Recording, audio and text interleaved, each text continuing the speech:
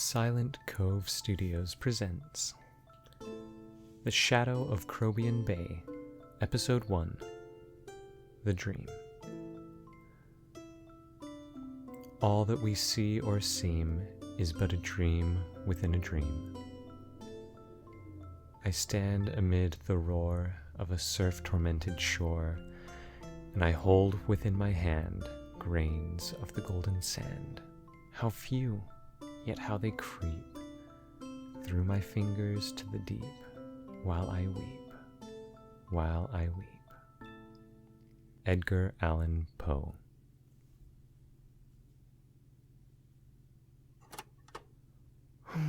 Okay, here we go. I had the dream again last night.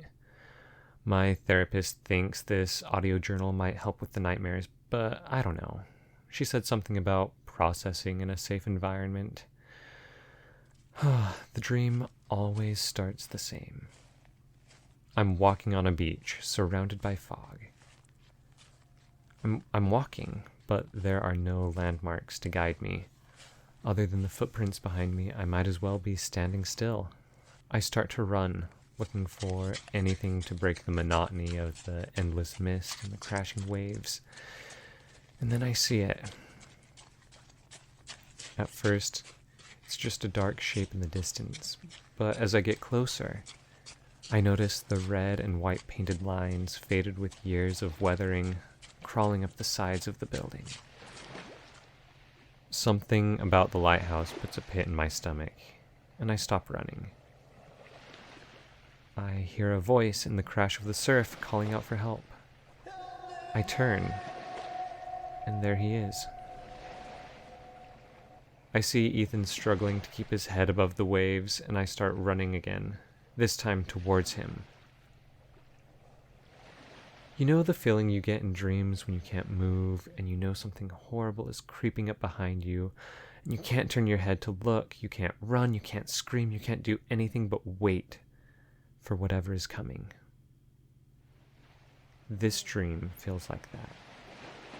I get in the water, and my arms are so heavy I can't swim. I can barely keep my head above the water.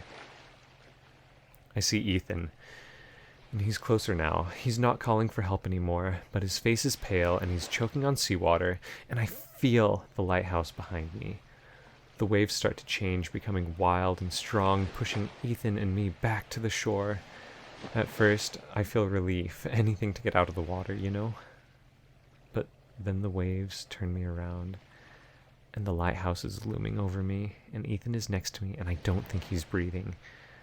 The waves push us closer and closer to the lighthouse, and I know that once I reach it, I will not come out again. I start screaming and yelling, hoping that someone can come and help, but the only other sound is the call of the gulls and the waves crashing and crashing and crashing. Ethan is further ahead of me now, and I see the waves breaking around the base of the lighthouse. A door opens in the side of the building, and the waves begin to drain in, and Ethan is pulled farther and farther ahead of me, but as he spins in the surf, I see his eyes.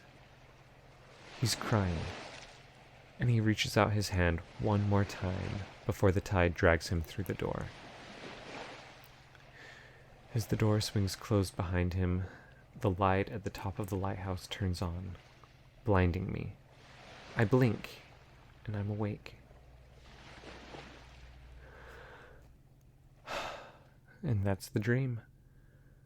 My therapist talked about survivor's guilt and how it isn't my fault Ethan died, and I know. I wasn't even there when he died. There was nothing I could have done. I think that might honestly be the problem. We always stood up for each other, and when he needed my help the most, I wasn't there. I wonder what would have changed if I would have just gone with him on that trip. Maybe that's the issue. I don't know what happened, and my brain is trying to fill in the details. I don't know what else to try. I mean, I've lost track of how many therapists I've seen. I've tried hypnosis, yoga, meditation. Nothing has helped. At this point, I just don't know what else to try.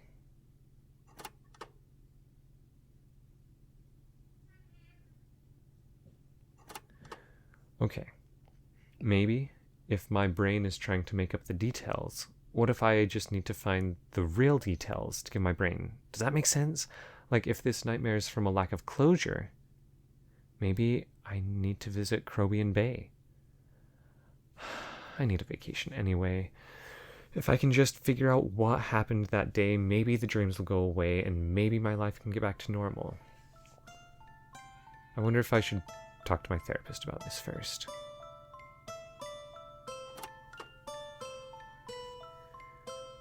This has been a Silent Cove production.